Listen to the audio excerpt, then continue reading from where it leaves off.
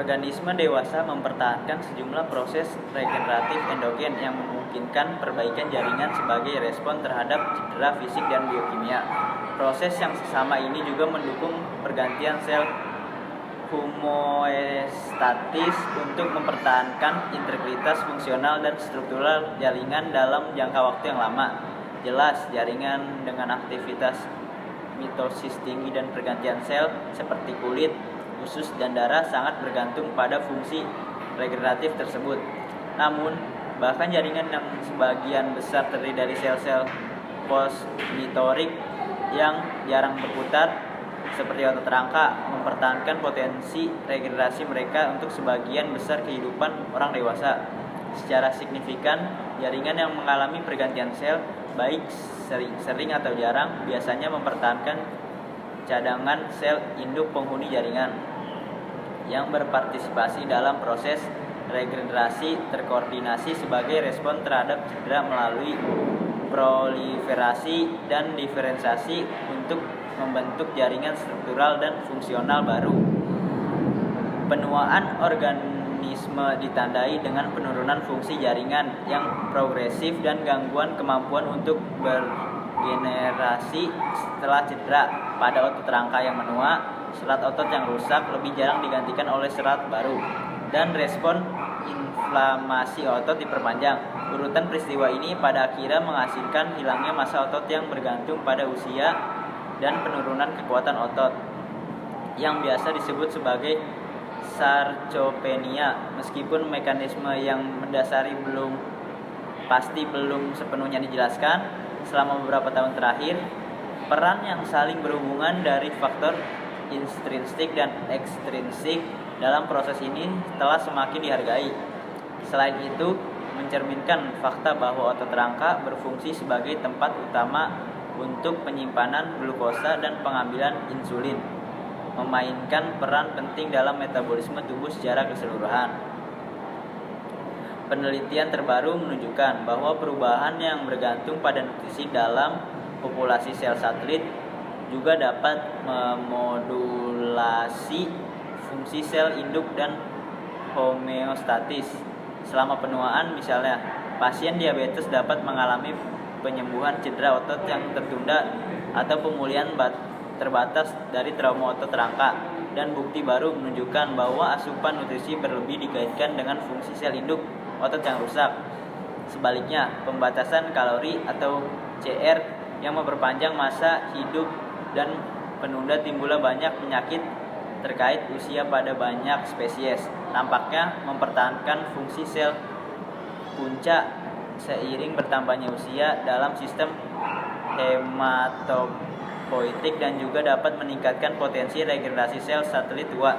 Dalam ulasan ini kami membahas kemajuan terbaru dalam memahami regulasi sel induk otot rangka dan membahas implikasi regulasi ini untuk penuaan dan penyakit. Terima kasih. Namanya tadi mana? Regulator molekul dan seluler dari regenerasi otot yang dimediasi sel satelit regenerasi. Otot rangka adalah proses yang sangat terkoordinasi yang dapat dipecah menjadi 4 fase berurutan dan saling bergantung degenerasi serat otot. Ditandai dengan masuknya kalsium ekstraseluler dan proteolisis yang biasanya dihasilkan dalam nekrosis cepat inflamasi. Ditandai dengan invasi sekuensial dari subset sel inflamasi spesifik ke dalam otot yang rusak regenerasi, yang melibatkan masuknya ke dalam siklus sel dari sel satelit yang biasanya diam, dan diferensiasi sel-sel ini menjadi myoblast fusi yang kompeten yang mendukung pembentukan serat-serat multinukleer baru dan perbaikan serat-serat yang masih hidup. Dan terakhir, fase perbaikan yang ditandai dengan pematangan serat yang terbentuk kembali dan pemodelan ulang matriks ekstraseluler. Sel satelit dan lain progenitor dalam otot skeletal. Pada tahun 1961, Alexander Maurer mengidentifikasi dan secara anatomis menentukan populasi sel satelit otot rangka menggunakan mikroskop elektron. Sel-sel mononuklir ini diamati berada di pinggiran serabut otot, khususnya di antara membran myofiber dan lamina basal yang membungkus serat. Rasio nukleus terhadap sitoplasma yang tinggi dari sel-sel satelit dalam otot istirahat memberi kesan kepada Maurer bahwa sel-sel ini mungkin mewakili ledakan myo yang tidak aktif, siap untuk menanggapi kerusakan otot melalui aktivasi program regenerasi yang dalam banyak cara akan merekapitulasi perkembangan myogenesis. Sejumlah populasi sel non-myogenik penghuni otot telah diidentifikasi dalam otot rangka. Ini termasuk sel yang mendukung perbaikan dan penggantian pembuluh darah otot, jaringan ikat dan sambungan neuromuskuler. Sel non-myogenik penghuni otot juga dapat mempengaruhi fungsi regeneratif sel satelit. Sebagai contoh, sel inflamasi yang menginfiltrasi menghasilkan sejumlah sitokin yang mengaktifkan sel satelit dan memainkan peran penting dalam menelan myofibers yang mati dan sekarat, membuka jalan untuk regenerasi otot yang tepat. Perubahan yang berkaitan dengan usia pada sel sistem otot skeletal. Meskipun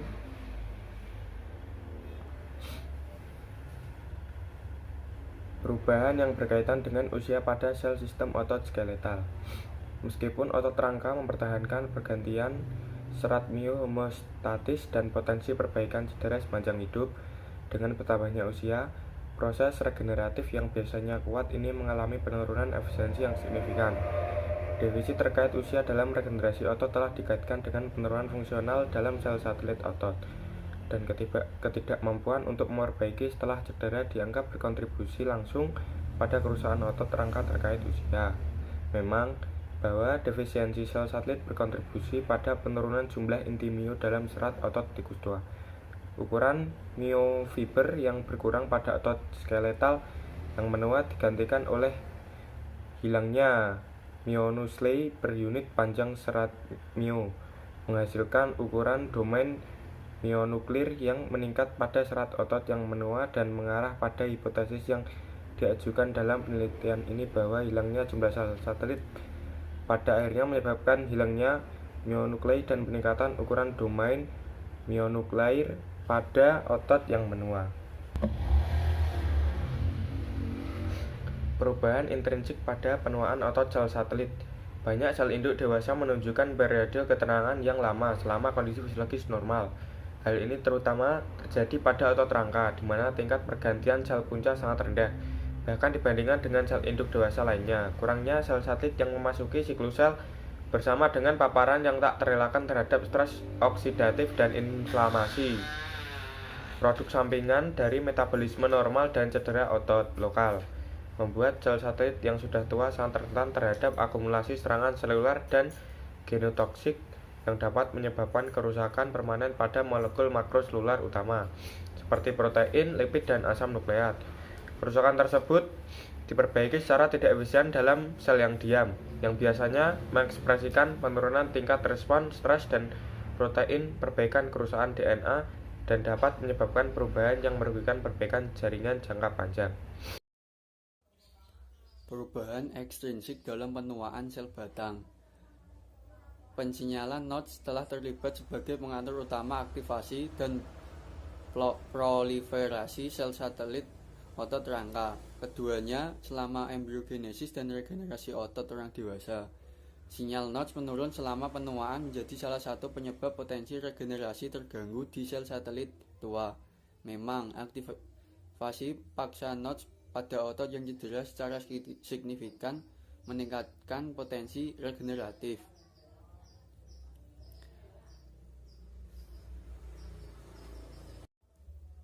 peraturan metabolik sel batang otot, pembaruan diri, pemeliharaan, dan diferensiasi sel induk pada akhirnya diatur oleh integrasi faktor-faktor intrinsik, lokal, dan sistemik.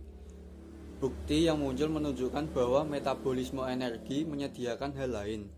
Sinyal regulasi penting untuk mengontrol fungsi sel induk, molekul, dan jalur persinyalan yang merasakan dan mempengaruhi metabolisme sel termasuk insulin atau IGF, Fockhead, faktor transkripsi atau FOXO, mTOR, dan sirtuins. Setiap dari regulator ini telah terlibat dalam pemeliharaan dan regenerasi otot, rangka, dan dalam mengatur aktivitas sel induk otot. Intervensi untuk meningkatkan fungsi sel otot.